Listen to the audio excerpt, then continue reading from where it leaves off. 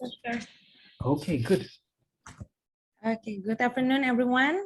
Welcome to Q8 webinar on preparing for the disruptive and digital-driven post-pandemic in era of the new normal workplace. This is a preview onto our masterclass 4.0, preparing for the disruptive and digital-driven post-pandemic era of the new normal workplace that will be held in January. It's such an honor to welcome you here in this event. My name is Nadia, and I will be host for you today. On today's agenda, we will have our webinar on preparing for post-pandemic digital-driven era of the new normal workplace. Our guest speaker, Prof. Satta Bawani, will having his presentation for 1 hour, and then after that we will have another agenda for questions and answers. Before moving along to Prof. Bawani presentations, I will read Prof. Bawani profiles. Right now, he is CEO of Disruptive Leadership Institute. He has over 30 years of international business management experience, including 20 years in executive coaching. He also the author of Leadership in Disruptive Times.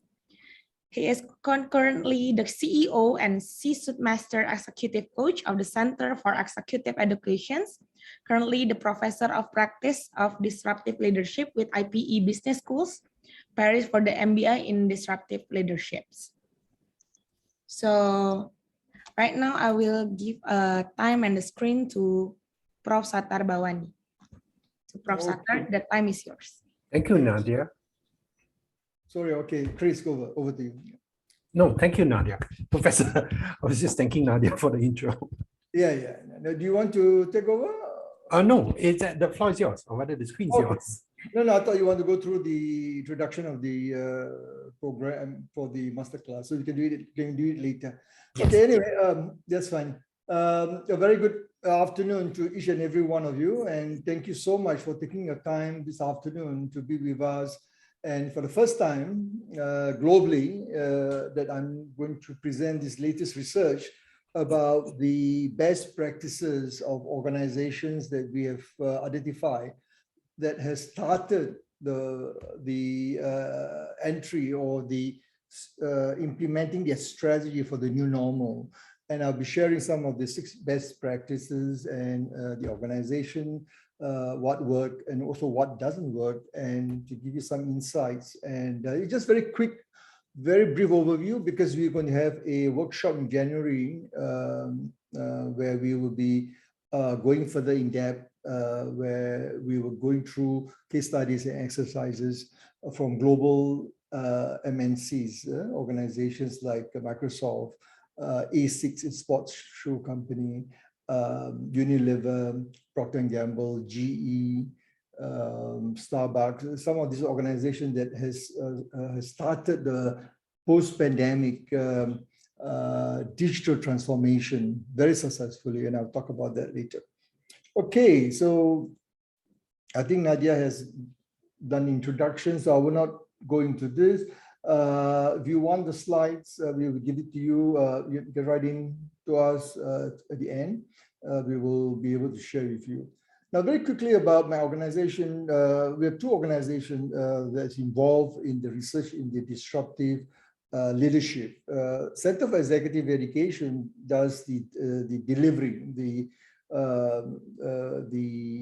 facilitation, the what do you call that? The intervention, delivery intervention. But the research is conducted worldwide by Disruptive Leadership Institute, which is a joint venture between CEE and iGroup in New York, where iGroup is a global information services like Reuters, LexisNexis, where they conduct research information. So together we have offered this series of solutions globally during the pandemic. It was formed during the pandemic itself.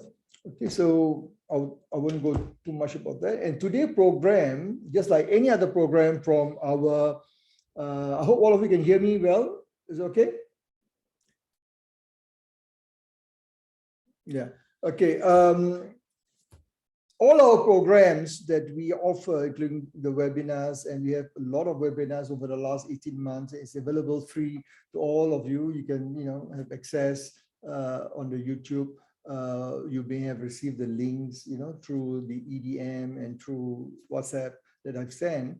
You can download, and all these programs that we develop, white papers, articles, and so forth, videos, based on published research on leadership best practices. The latest report that we have published is the one on the extreme right, the trend in leadership executive development, was published in the US, where I'm one of the 6 co-authors looking at some of the best practices, leadership development strategies for the post-pandemic. What are some of the competencies which I'm going to share with you? And the one on the extreme left is the latest quarterly research that we do for a global client. And this is where I'll be sharing some of the latest best practice that organizations have been successfully implementing in the post-pandemic. Yeah, so more on the last 6 months research. So it's quite recent. Because the new normal, I think, is what, Chris, the new normal, we've been talking about this since May last year, in the pandemic. Just to give a quick introduction, on the 31st of May, sorry, 31st of October, 30th of October, there's no 31st, 31st October, the WHO announced that the number of deaths, phenomenal, 5 million people have died because of the pandemic. When I started doing research on January 26th, when I was writing my book on digital transformation, and the publisher was asking me to look at the possibility of disruption. But the title of my book is about, the second book is about leadership in disruptive time. So they were looking at what are either, other crises that would have an impact on lives and livelihoods, on business and so forth. And for the first time, the Chinese, government locked down Wuhan, which is, a population, I can't remember, I think it was, 11 million, but the province, it was 16 million. They closed the whole province. That was very, very unusual. I mean, very unprecedented. I mean, it is unprecedented. And I was asked to do research. So when I published the book on 31st of July, exactly on that day, it was 10 million. Can you, sorry, 10 million infection, 10 million infection and 150,000 deaths. Today, there are 5 million and 250 million of cases. Can you see the exponential growth? It's phenomenal. Phenomenal. Of course, the worst is sometime during the third quarter of last year, where the pandemic at its peak, and in Europe and then in US to the end of the year, and early this year, the US was very badly hit. And it's not over. You're going to get, and I will tell you, my research have shown through my discussion with contacts and, researcher at CDC, WHO, DHS in UK, NCID in Singapore. So we look at all the various, what we call the data about the virus. So it's mutating so fast. And there's a lot of unknown. This is really a VUCA event. It's volatile in the way the virus spread. It's uncertain because we don't know when it's going to end. It's very complex because although we know about SARS, we know about coronavirus, been around for many years, but this time around, this SARS-CoV-2 is very, very, very different.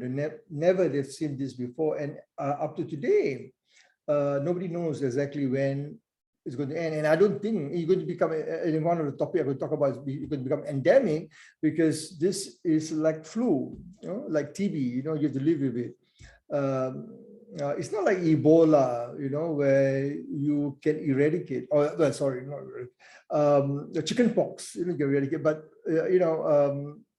or even Ebola, the pandemic, they managed to stop the spread, and in US and Africa. So this time around, the coronavirus, I think we have to be prepared for the long haul, and this is my concern.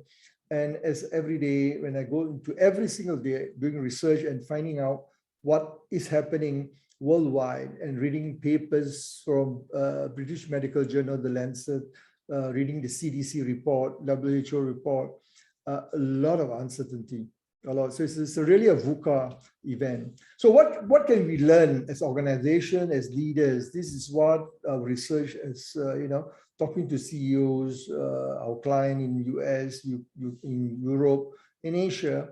And also we look at some of the other research that's been conducted by McKinsey. We look at Boston Consulting Group, Deloitte, PwC, Gartner, Forrester, and there's a common themes that we can identify. One, sorry to say this, no organization that we have found has a crisis management or BCP plan that was successful in addressing the disruptive impact of COVID-19.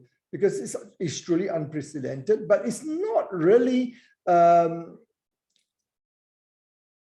surprising, because Bill Gates in 2015 in his TED talk about, after the Ebola crisis, they talk about the possibility of this mega virus, they call it the pandemic, and this is what he's talking about in 2015. So many people do not take it seriously. And there's a possibility, I think it was Newsweek about 2 months back wrote about the possibility of another major pandemic coming about 5-10 years time. So I think we have to really learn from this episode. Both businesses, government, and a lot of governments have, many governments have failed miserably in their ability to put in place public healthcare infrastructure, to put in place policies, and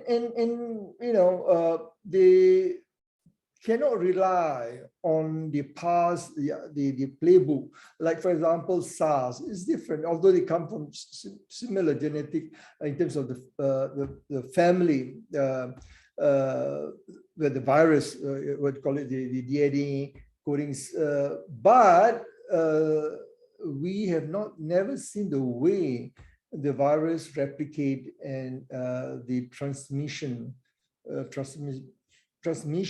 in the first 6 months to 12 months when he was identified in Wuhan.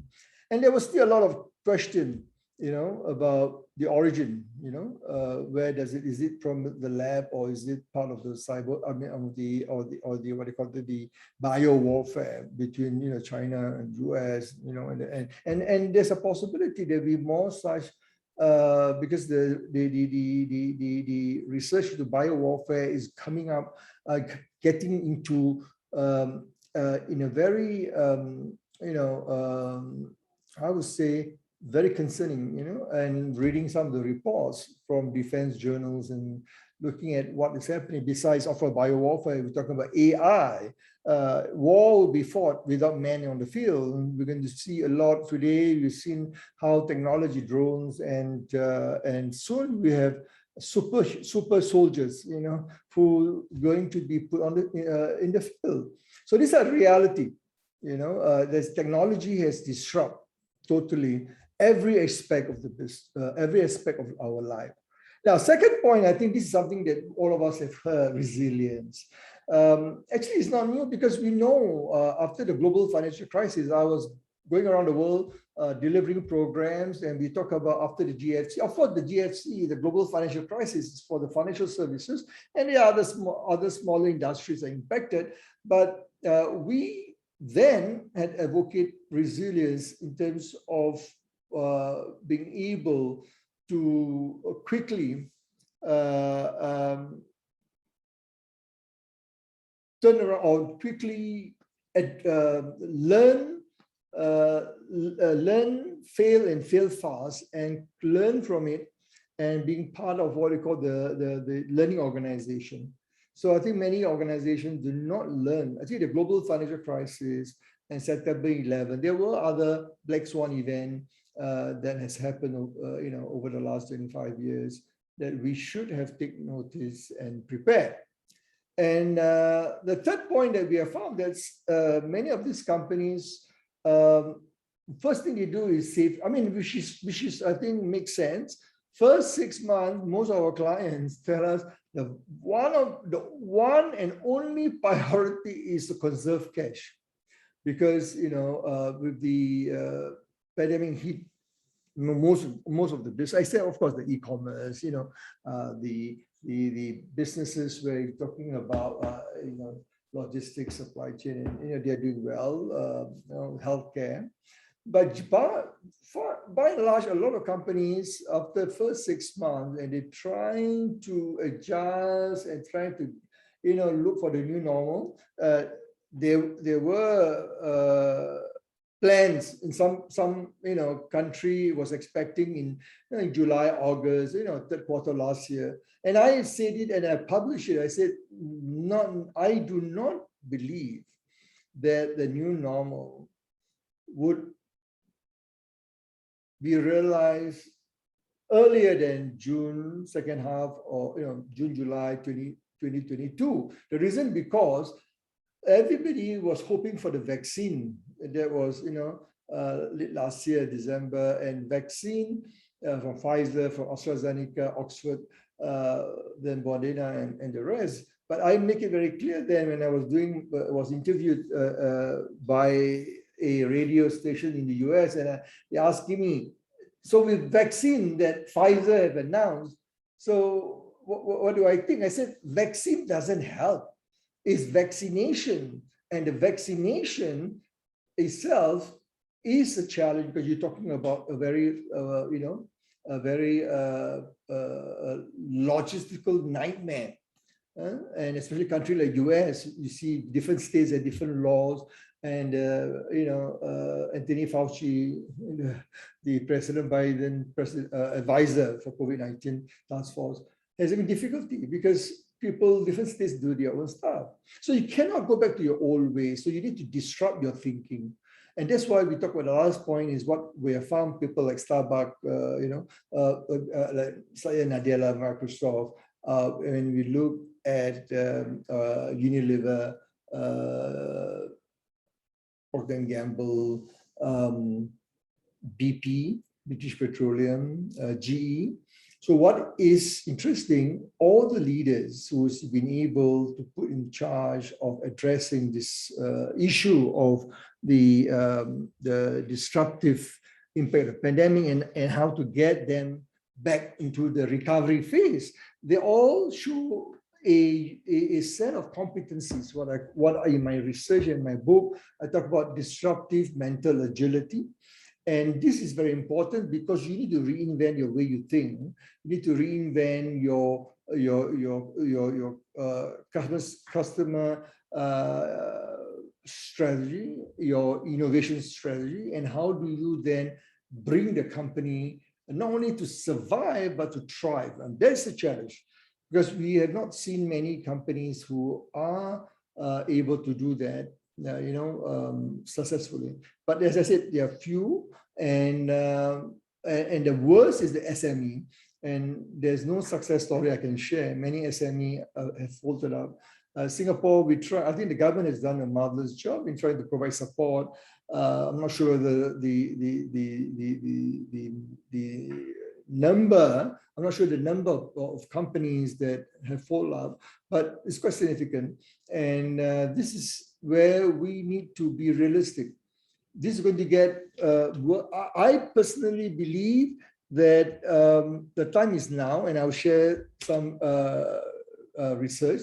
So this is the 6th point that we have published in our members, what we call it, the briefing series to CEOs worldwide. Number 1, COVID-19 is going to be endemic. Now, when we look at last year, all countries were looking at zero strategy. In other words, how do we bring down COVID to zero, the endemic, which is the strategy in Europe, in New Zealand, Australia, China especially.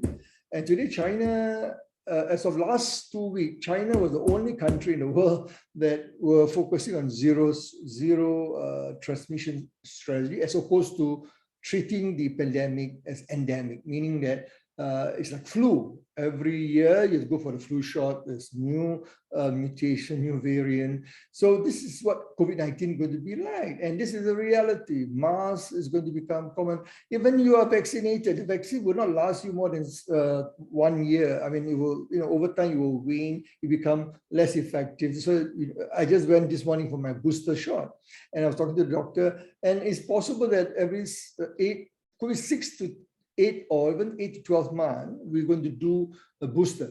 We need that, and because the vaccine, the COVID-19 is going to continue to mutate. And from what my discussion with some of the doctors, epidemiologists who are doing research and papers that I've read, a lot of things still unknown about this virus. Yeah. And then the second thing, that what the new normal you can expect, that all customers will demand. I mean, customers going to demand solutions that's competitive, that is, better, more, even more cost-effective. So the question is, technology is the enabler where you can use that to be able to transform your organization, and you need to generate those innovative solutions.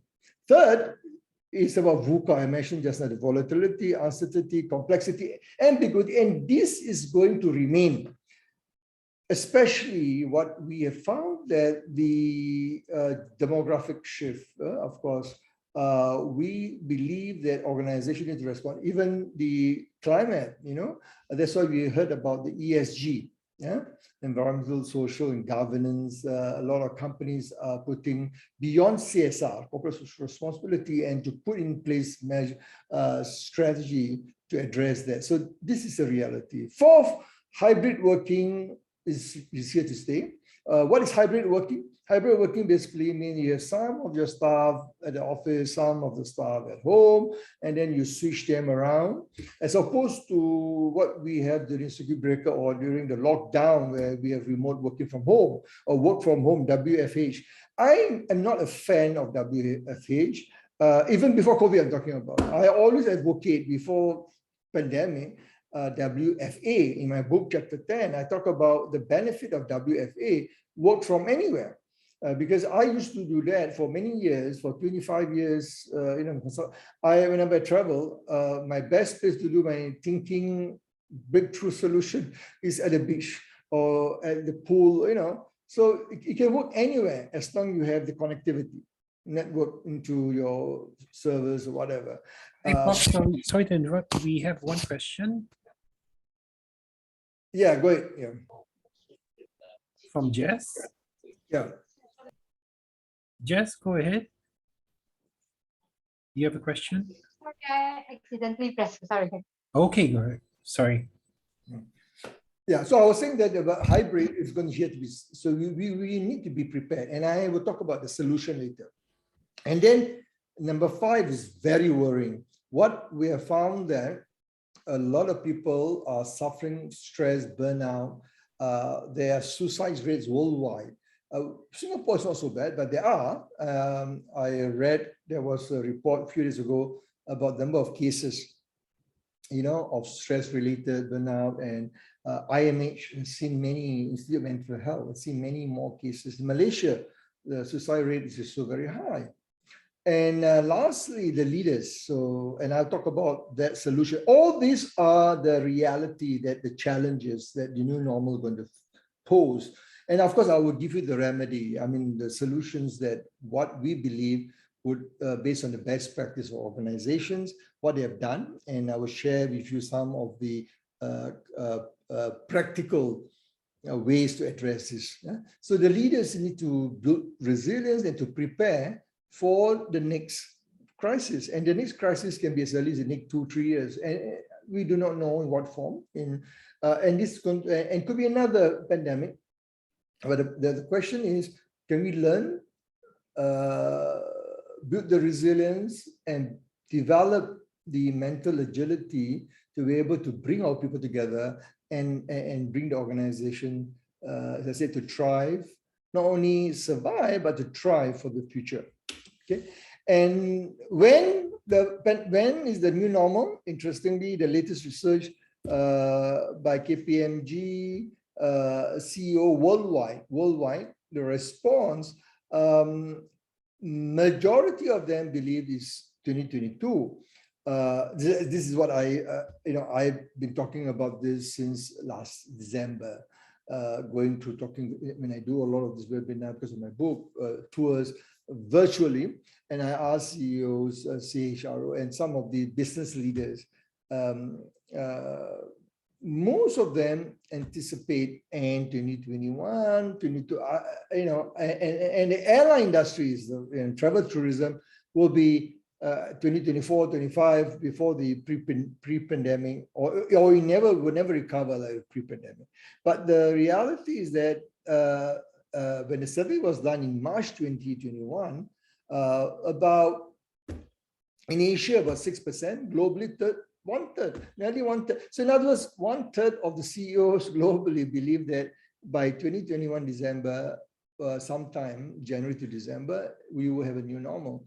But the reality is that you look at Delta, what Delta variant has caused for business. So that's one source. So which is aligned to my research, which is my team believe that it will be not earlier than the first half of 2022, because it will take time for some of the policies to be in place and the legislation and relevant legislation and so forth to support the business. Another research by Pew Research Center, which is very established in the US, we're looking at 2025. Now, again, depend on the industry, it varies. But the reality is that they believe, based on the research worldwide, talking to experts in various fields, whether medical or the technology side, and try to understand that 2025 is where there's no doubt we will be new normal, and that's where the technology will drive the business. And because of the technology itself, it's a double-edged sword. Technology is supposed to enable you to be more efficient, to be able to drive the organization, but technology also means that there is a gap, in skills gap. There'll be more challenges, and organizations may not be able to prepare. And we in Singapore, we are very fortunate in the sense that the government provide a lot of infrastructure, support, training, putting in place, even through the education system and so forth. But not many countries worldwide has that, So even today, you look at the vaccine inequality, you look at the new normal, WHO, do not, well, because of Africa and some parts of Asia, where the poorer country do not have access to vaccine. So the question now is, there's a debate. We should not be talking about booster shot. We should not talking about, further, vaccination. When those countries that reaches 70, 80%, they should be looking at helping the poorer countries.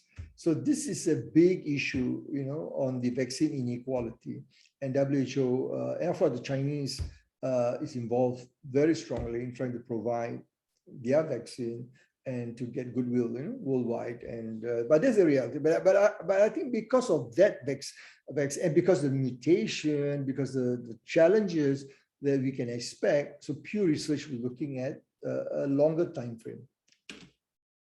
And then the same KPMG survey, CEOs asked, so what is critical? What do you need to do? Number one, everyone put right at the top is to put investments in technology. Now, the accelerated, the board has to approve, the CEOs and the CIOs have to go to the board and get the investment, and to ensure that you are ready, you have the infrastructure, and you are able to deliver the solutions to your customer. And one of the challenge, I was reading a report, some of the CEOs saying that one of the challenges, of course, because during times of crisis, you need to conserve cash, and boards, most of the boards are very conservative. But this is time that you need to build the infrastructure, you need to prepare. When the competitors are not doing, you should take advantage. But technology investment is going to be critical, absolutely critical. And 69%, but nearly 70% say they're going to invest more even before the pandemic. So in other words, these are the CEOs who understand the importance of the role of technology. So in my book, when I published it at the end of July, because we were looking at two aspects, of course, the disruption of COVID and the disruption of Industry 4.0. At that time, of course, the automation, AI, robot, or now we have called cobot, C-O-B-O-T, which is collaborative robot. And of course, we have much more sophisticated machine learning, general machine learning, and so forth that has gone into corporate, to companies before the pandemic. But the pandemic, the COVID-19 accelerate, and many leaders do not know what to do, and they do not know how to go about. They know they need to do something. In other words, they know I got a problem, I need to find a solution, but the biggest problem is they do not know what to do. So it's the knowing, doing gap. Knowing, doing gap, and most of them, yes, through media, they read a lot. And most of them come back to, when I was talking to some of my clients, yeah, we know that we need to do, we need to come up with, the different policy. We need to look at cybersecurity. We need to look at employee well-being. But the question is, we've been doing that. So what is different? So they do not know how to address. So they know the challenge. They know they need to do something, but what we call the knowing, doing gap. Singapore is the first, I would say, not the first country to move into from a zero transmission strategy to what we call the endemic, or we use the word resilient. PM Lee Hsien Loong on October 9 announced on the Saturday. I don't know why you choose on Saturday. I was very surprised on the Saturday. Literally on a weekday he announced and about the transition. At that time, the number of cases, is going down. The community cases are, increasing. And I wrote an article on the 9th, the same day after, in the evening, I published an article. You can go in LinkedIn, and about Singapore's strategy, why could be successful at that time. But over the last 2 months, October, November, I would say about 6 weeks, I found that a lot of problem, and PM acknowledged that during the Bloomberg Forum, that there are, of course, a lot of things that we still need to do step by step. And Minister Lawrence Wong, the co-chair of the Ministry Task Force, in last, I can't remember which interviews he was interviewed, and it was in the Straits Times. He was saying that, we have to constantly adapt and change because the virus is changing so fast, and they right now acknowledge that they had flip-flop their strategy, keep on closing or more restricting, telling people to work from home from day 4, then they want to open up. So there's a lot of things that's happening which make it very difficult, and that's why I said this is a classical VUCA driven, and you can expect this to continue. And read, I won't go more into that, but read, and on Sunday, probably Sunday or Monday morning, I'll be publishing the assessment of Singapore's strategy. So look out for that. Certain parameters, certain benchmarks, where my team in the US and myself and a few others have identified as critical for countries, nations to be able to put, or governments, institutions to put in place a strategy to be able to, from zero transmission into endemic. And I do not know right now how Singapore score, because I've not seen the compare. My team has done the comparison, but I've not seen the result. But I think we did not fare like many other countries. We do not fare well. Europe they started, but they are struggling. Now the number of cases in Germany, you look at Denmark, we have a VTL, vaccination travel lane with Denmark, and then, we're supposed to be, Singapore is supposed to be able to go in there with a quarantine. Suddenly the EU remove us, put us at the category. Singapore is in a very bad, situation where, they reimpose the quarantine requirement. So it's very difficult because, but I must say our government is quite, I believe PM, strongly believe PM is involved through my discussion with some of the, the ministry and some of the other parties involved. I think this is something that PM take seriously, and that's why he's holding on. Of course, Singapore, we will know he expect at least 3 to 6 months. He used the word 3 months. You can see there in the what do you call it? In this press. October, November, December. So at that time at least. So I don't think so. I don't think so by the end of December or even January. As I said, my own research is July. Next year, beginning of second half of next year. But read up, it's very interesting. A lot of data, and I put in a lot of research information. Now, okay, so now is the strategy. So now the question is, the new normal, what is happening? So what do best in class organization do? What have they done? Example, if I look at Starbucks, for example, how they have transformed their customer service interaction. They have the Starbucks in the US, the membership, forgot the name of the app, where because of the pandemic, people work from home, and how to be able to develop new solution on apps or make it easier. And of course, one thing about Starbucks, all along, Howard Schultz, the founder and chairman, has made sure that people always come first. People before process and technology. Now, this is something very important. Many companies put technology first. They buy the best technology, then they try to fit in without understanding the people aspect, the level of the competency, what is required, reskilling. So these are things that we really focus on the people aspect, and the first group of people focus on your leaders, because they are the one who need to drive the team, need to drive for success, and at the same time, not only current leaders, you need to prepare for future leaders, because we're going to find the war for talent 4.0 or now 5.0 is going to become more intensified for digital talent.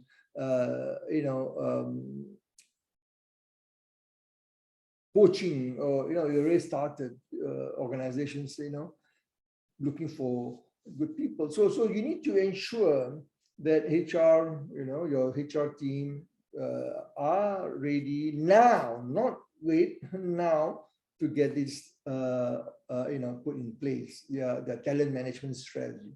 Third is your leadership. What I call a shift in the leadership paradigm, the mental model, how they think, how they conduct themselves, how they treat the people, how they no more top-down, no more autocratic, more consultative, more affiliative, more coaching style of leadership, and to be able to demonstrate disruptive mental agility. And I'll talk about that. I'll give you, all what I'm saying, all the articles are free. I'm putting it free. You can download and read. But the disruptive leadership competency is very crucial. So if you're looking at, because we've done research globally and looking at what exactly needs to be done because the climate crisis, we have not hit. Let me tell you, what we are talking about, the pandemic, all this is fine, but when the real climate crisis in 2030, when what is anticipated, to hit us, that is where we're going to find a lot of companies not prepared. So now is the opportunity. Yeah. So then the fourth one, what we recommend, the best practice, we look at Microsoft, look at a company, Baxter, HoloLogic, which is the medical healthcare. What they do is they create during the pandemic, they invest more in people, and then they create learning culture, a learning organization, and organizational agility. So not only the people, the whole organization machinery, the whole organization is able to change and move quickly to be able to respond to the changing external environment. So what is happening? A lot of companies are struggling, but they're unable to unfreeze because of the change. It's happening so rapidly. They're not able to cope, and they become stuck. And this is where the failure sets in. And lastly, which I put again about people, is about how do we ensure that the people feel engaged. We want to ensure employee engagement. We want to protect our employer branding. We want to look at our employee value proposition, EVP. How do we ensure that the employees are taken care? So we live in knowledge worker, professional who knows their job. They do not want to be told what to do. They know what to do. And then now this Gen Y are in the management position. We have the Gen Z, or what we call the digital natives. They are now coming to the workforce. They are born between 95 to 2010. Yeah? They are now, I would say, most of them are, 95. So you're talking about they just finished universities, they're coming in. And we're going to, for them, of course, this is a shock, with the pandemic, looking at what's happening right now. But the reality is that we need to continue to engage. It doesn't matter whatever multi-generation. And I personally don't, although I've been involved in research for many years on multi-generational workforce, but I think we need to adapt to every individual differently. Look at their personality, look at the way they communicate. As a manager, you need to invest time to have that conversation. Yeah. So these are the 5 best practices that how to be prepared for the new normal. Let me see, sorry, 1, 5. So okay, there's something, the numbering. So there should be 9. So the next one is we talk about Boeing, where they are able to compete based on the organizational learning. So how do they learn, unlearn, relearn, and be able to get that learning, looking at the competition, looking at the industry, and change quickly their offering, service offering, product offering, and business model. In other words, you must be agile enough to be able to change to respond. And of course, Microsoft is the next one, number 6. We look at innovation culture. And in Microsoft, Satya Nadella, the 3rd CEO of Microsoft, which is far much superior, better than Bill Gates and Steve Ballmer, 2nd CEO. When he took over in 2004, the company market cap was 346 million US. Sorry, 346 billion. So when in June 2020, last year, the market cap was 2 trillion. So he has phenomenally grown the company. And why? Because he was looking at the Microsoft has missed a lot of opportunity to go into new product like the cloud, for example. Yeah, because Google was controlling, and then you have Dell and others. So he was late, but he was very smart because of his relationship with all these system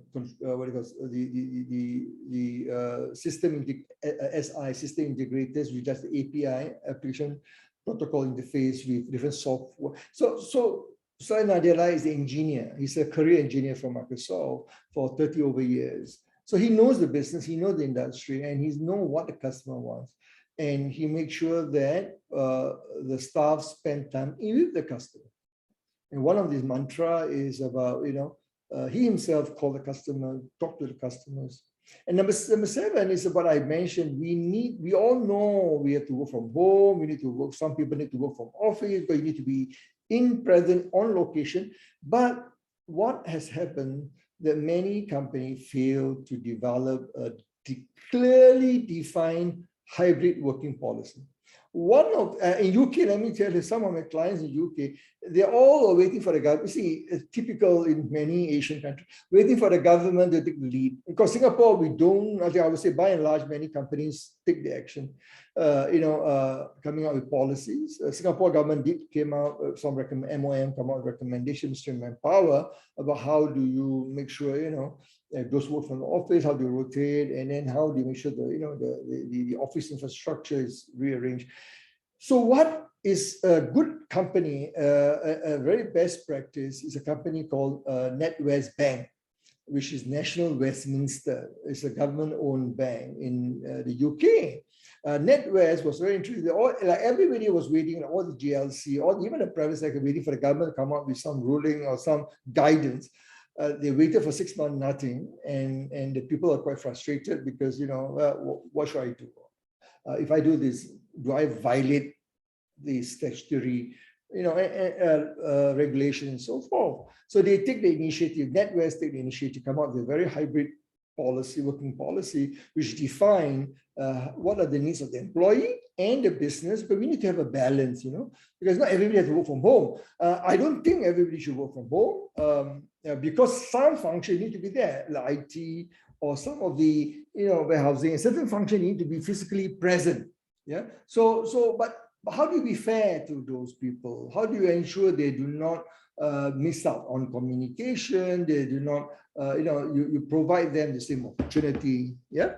And the last one, which is lately we have seen quite a number of cases of managers burnout. While the managers are helping a lot of companies, the managers, many companies, you will find the managers helping the employee. In other words, their focus is make sure their team okay, no stress, they provide support, okay, they give you a yoga or go to the gym. They provide all these corporate wellness programs. But they themselves, this is what I've seen some of my coaches, some of my CEOs that I've coached, and some of the other C-suite leaders, they are suffering from burnout, and because they do not take care of themselves. And a good best practice organization that does it superb, the best in the world, is a company called Unilever. I've looked at the Unilever framework over the years, even for the pandemic, they have a corporate wellness. But during the pandemic, what they've done exceptionally is they not only provide support for the employee, they go out to make sure that working from home, that every single dependent are supported. In other words, if you are, woman professional, if you have the husband, the children, your mother or your parents staying with you, father, they will provide support. Make sure, because you want you to have a peace of mind when you're working from home. And the managers are trained. And I've seen the manual, they're trained on how to conduct the session, how to do counseling. Of course, they have also EAP, employee assistance program to provide to the employee when they need. But again, Unilever is a good example if you want to look into that. Okay, so what can you do? I've talked about the best practice, the case studies. Now, there are certain skills to do what I just recommended. Certain values, certain competencies is required.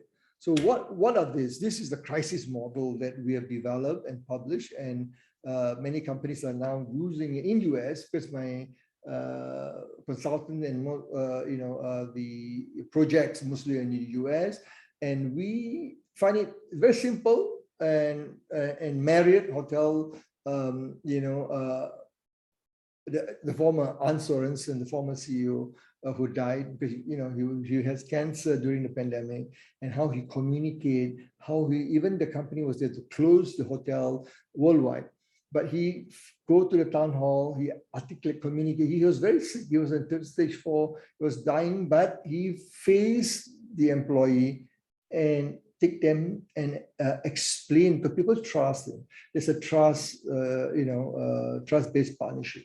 So communicate, listen, be empathetic, and be purposeful when you have crises. And there are going to be more crises. There are going to be more crises. So you need to be able to do it well, and the staff need to trust you. Second, be resilient. I talked about that earlier, resilience, how to be able to bounce back, how to be able to support the people, calm, compassion, and reflect every day. I recommend, when I was coaching some of this during the pandemic, to ask the coachee, the CEOs to reflect every day, not once a month, not once a week, every day. When you go back, what happened? What can I do better? And then the third one, the crisis, in crisis, the intelligence. How to use big data, AI, and I also stand for intuition. Now, you may not necessarily depend only on the AI and all that, or on the big data analysis. Sometimes you need to use your own intuition sometimes. So you need to have a balance. Also, the S shift, the mental model, I talked about that just now, disruptive mentality. And I, inspiring, I talk about trust. Okay, how do you be courageous to face the employee, persevere, and show them that you walk the talk, you are there for them. And lastly, which we are talking now, set the recovery path. Many companies have not done that. They may do well during the pandemic, but because they don't know when is the new normal, so many of them do not able to answer the question for the employee where we want to go or where should we be heading. We know where we were the last 18 months. All of us know that. So next 2 years, 3 years, the new normal. So what are we trying to accomplish? And that's why I think many companies fail miserably. They're not able to put that in place. Again, I'm not going to go into the detail. These are the competencies. I talk about disruptive leadership competencies. You can get it free. Go to the website. There's a link. Then go to the articles section, articles. I send out everything on LinkedIn, so you can just download and you can view. I publish a lot of the article under the human resource in US magazine, which they make it available online free. Yeah? So let me just sum up the key takeaway. What I think is already 4 o'clock, because we started a little bit late. This is what my recommendation. Number 1, act now. Now, have a deep sense of urgency. There's no room for complacency. Now, how do we ensure that our people, our team, our board, and in Malaysia, I'm talking to a lot of boards, I'm trying to get them, and the CEO is using me to talk to the board as an independent person to make them shift. And recently I did for Sang Darby, the whole board and the CEO and the what do you call it, C-suite all come together.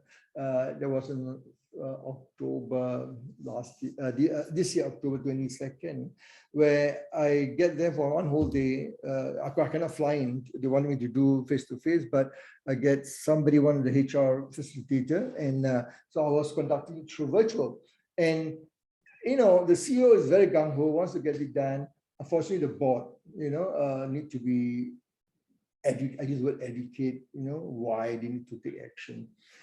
So, again, not only the GLC, but even the private sector. So people need to have sense of urgency. Next, I talk about customer, because I think the customer-centric digital revolution, the transformation, digital transformation, start with the customer. So go to your customer, understand them, and the company that do this very well, excellent, is Microsoft. They really spend time and talk to the customer, really understand what, Satya Nadella himself. The other organization that do this well, of course, is Procter & Gamble, trying to, go into consumer market and spend time to do research, to understand and develop solution that is really relevant. Number 3 is focus on the employee. As I said, Starbucks is the best example. And of course, Unilever, because they focus on the employee, make sure they are well-being, taken care, mental wellness, result in higher employee engagement score, better employer branding, which means that retention, people will want to stay and they attract the right talent. So it's very important to ensure that your people are happy. And one of the things you need to do is to provide them a development opportunity. As I said, corporate wellness is very important, and other things that are important to them. Could be sabbatical leave or whatever. So you need to understand your employee preferences. And lastly, let me say this to all of you. As I said earlier, COVID-19 is not the shock. I've gone through 4 major crises. I've gone through the Asian financial crisis in 98. Yeah, I've gone through the .com crisis, which is not as bad, but we have SARS, then we have the GFC. SARS is 2003, 2004. Then the GFC, which is the 2008, 2009. Of course, now we have this pandemic, COVID-19. So they're going to be the next one. I don't know, but I would anticipate. Of course, we are all preparing for the climate. We are preparing. We're talking about the COP. The conference just over. Scotland. I think they make some progress. China, India, in terms of cutting the carbon emission, but we are still way long way. But that will be 20, 30 years time. I mean, 30 years time, people, I probably won't be around. But the question is, what do you need to do to prepare yourself? And you can have another crisis. It may not be as magnitude as COVID. It could be another crisis within your industry, supply chain, bottleneck. So one of the things that companies are doing in Vietnam, they try to bring closer the supply chain, and instead of relying on China, because many of the organizations are relying on China as part of the supply chain, especially in Wuhan. You have so many factories, and everything goes into China. And when there's a problem like the COVID-19, when they locked down, Chinese government locked down, the whole worldwide supply chain are impacted. So these are things that leaders need to find things, find ways. Okay, so I will give you some free stuff. I mean, for those of you who have a CEO, if you want to, I offer consulting, coaching session for CEO, and the CHRO can join, but the coaching is for the CEO, not the CHRO, to ensure the leaders effectively. There's a link there. You can go to my LinkedIn, Sata Bawani, just type. You have all my articles and all the, this offer, free consulting. And I have provided one-stop, easy for all of you, all the resources, article, white papers, research report, videos, or you can go to my website, CE-Global or Disruptive Leadership. You see at the bottom of the banner, the slide. You can get all the, but what I did is to make it easy for you. I put everything in one place. You can just download or read, so go to my LinkedIn.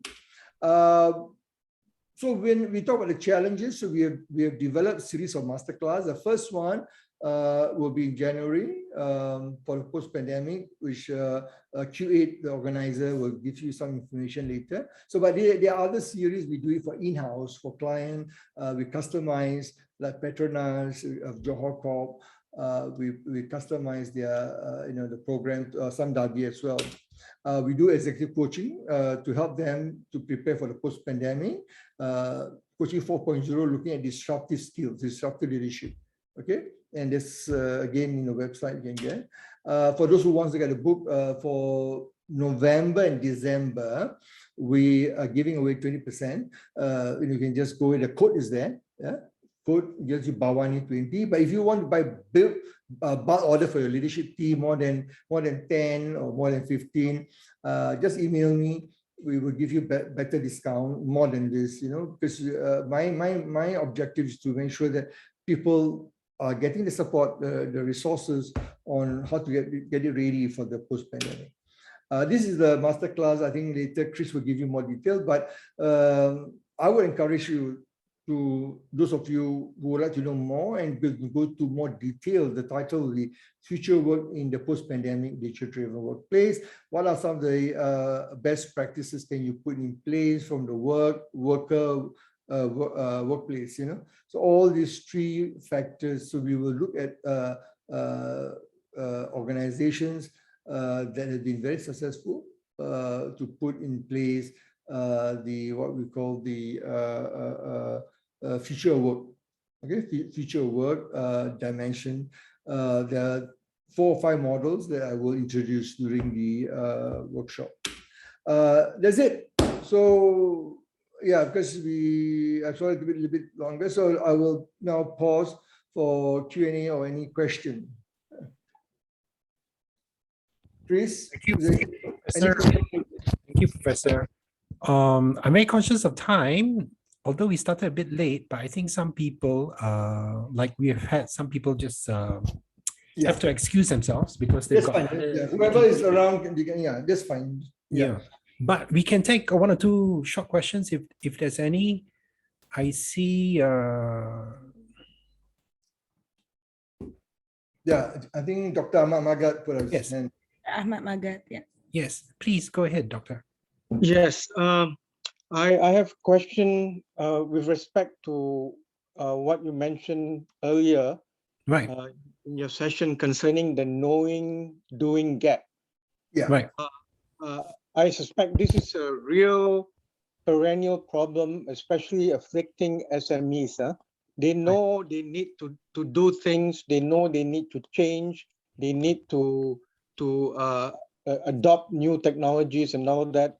But I suspect many of them really do not know how to do it.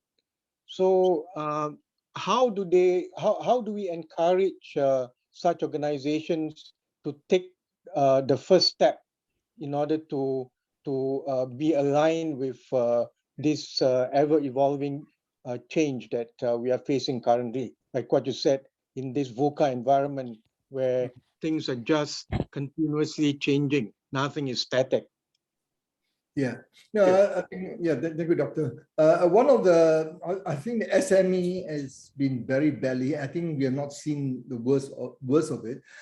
We are very fortunate in Singapore. Talking about Singapore, the government has provided a lot of support, grant and digital conversion, SME Go Digital program. As you say, many of them know, and among even my relative, my brother, my family was own SME, and they know. But of course, then the question is, okay, where do I put we have limited cash? Where's our priority? It's about survival, not thriving. So the challenge is to be able to get them to see and to have a self-awareness that it is important to invest in the right infrastructure. It's important to invest in the talent. And they know it generally, but the question is, we need to get them to provide the data or to provide the support and individual, I think, to be able to convince them the importance. I think they, as you correctly mentioned, they know it, but they are not able to do it from the people that I've spoken to for 2 reasons. One is, of course, financial, they're strapped and they need to conserve cash. Second is they have not really seen the benefit, for example, for digital transformation. Over the years, we've been talking about that. It's on Industry 4.0. We'll be talking about this for F&B, for retail, for the last 20 years. And a lot of people do not took the government off or do not take advantage. And why? Again, this is a question of complacency. I mean, well, like one of my relatives running a retail is that, why? I'm small business. I'm doing happy. I got this revenue. Oh, okay, my regular customer. Why do I need to put a ERP system, a software, retail to manage my inventory? I mean, we got the old way of doing it, and they are happy with it because it's their mindset. And how to change it, I think, is I think the chamber is doing a good job. I know the Malay chamber. I was invited by the Indian chamber, by Dr. Montessori chairman and CEO, and I did a program in February for them. And when I was listening to the dialogue, asking questions, and they were telling, yeah, they know it, but you're right. But they say, look, we have other priorities. So how to change is about getting them to see the value proposition of why, or the benefits, the business case, and what they can achieve, a benefit in the long term. But I think many of them are still SME, depending on government. And government Singapore are giving, I think, to best of my knowledge. Of course, they can do more. But the question is, this is indeed a problem, Prof. Are you still there? Yeah, I'm here. Yes. Yeah, basically in my 2.5 years stint as SecGen of SMF, my sensing there is that SMEs are just too overly pampered. They have this crutch mentality that they would only move, they would only do something if there is funding coming from the government, coming to the SME centers. Otherwise, very difficult to get them to move. Correct. This is the problem we have here. Yeah. Too much of dependence on funding. There's too much of a crutch mentality that has set in amongst our SMEs, regrettably. Yeah, most of them need help. I mean, most of them are mom and pop. Look at most of the SME. I mean, there are very few like 𝐂𝐶, very few like 𝐂𝐐𝐾𝐄, very few, those are well established. But I think you're right, because they already get used to their support, through the chambers and all that, the government is pouring funding. But again, I've seen this pandemic, a lot of them have suffered. But the question is, what else can we do? I mean, the government is doing it, and SME make up, if I'm not mistaken, more than 80% or 90% of the total establishments in Singapore. Yeah. There are more than 200,000 SMEs in Singapore now. Yeah, so it's quite huge, and every day there's a new one coming up. But I think you are right. I don't have a right. I think the government is struggling as well. To what extent they can still continue? Funding. But they are the lifeline, the business and in the economy. We need the SME. Yes, correct. So let's continue. I think this is where our part. Whenever I go out, I give talks to the chambers. I always advise. Seek help, work with the industry partner, and try to learn from others. And somebody I'm very proud. They say, "Oh, this is not your way of doing." I say, learn from even competitor, learn from others, and network. And you may find ways of doing things better. Yeah, this is the major problem here. They know from learning, from hearing from people, from participation in the exhibitions and all that, where they learn new things. But getting them to act, getting them to do something, that is taking that step to act, to do something. That is the real challenge involving SMEs. Correct. Yeah. Very good, Doctor. I think with that, it's that's the gist of it, right? Getting them to act. So correct. With that in mind, I'm conscious of time again. Don't want to hold anyone up. We'll be sending you the detailed PDF brochure of the program that's lined up this January with Professor Sata. I think he's dropped us a lot of bombs, a lot of gems in this last hour to think about and act upon. Now, I know he mentioned the free stuff. I hate the word free. Complimentary. Yeah. There's gems that you can go to his website, his LinkedIn, his profile, and download. But there's nothing that beats having him guide you through the content.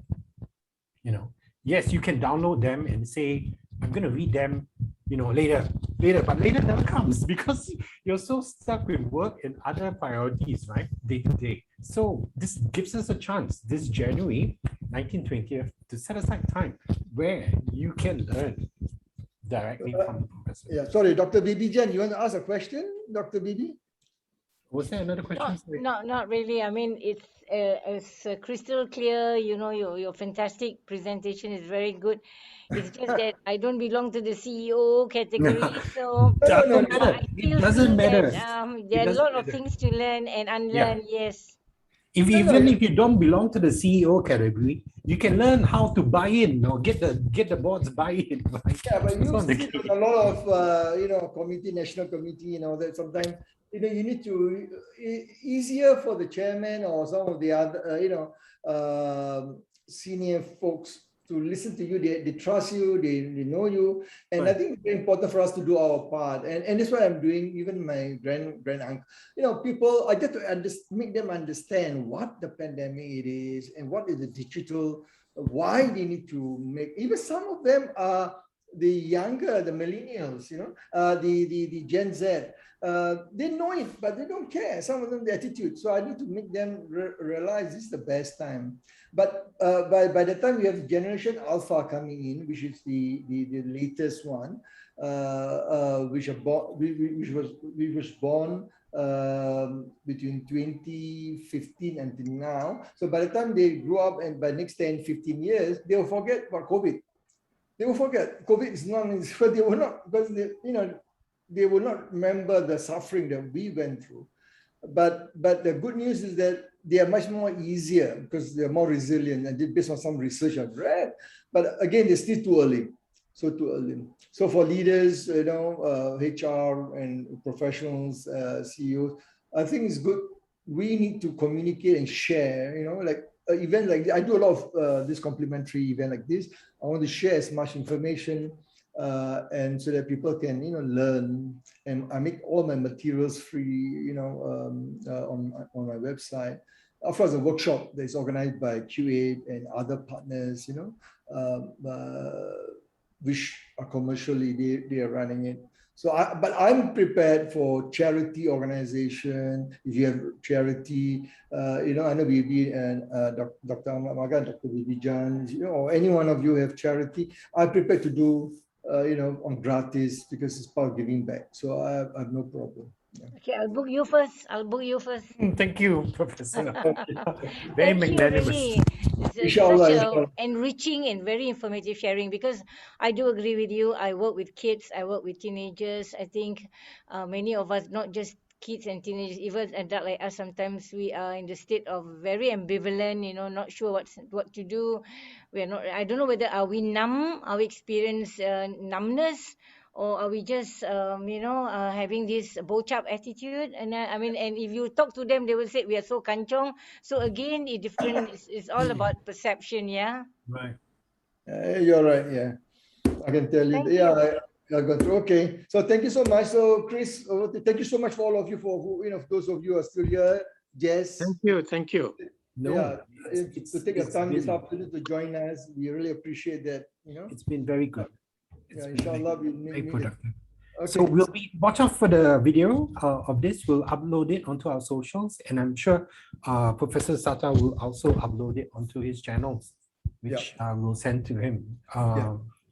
Regrettably, we could not go live with this, but I'm very sure. I mean, that's the whole gist of our premise. We curate our content and material first.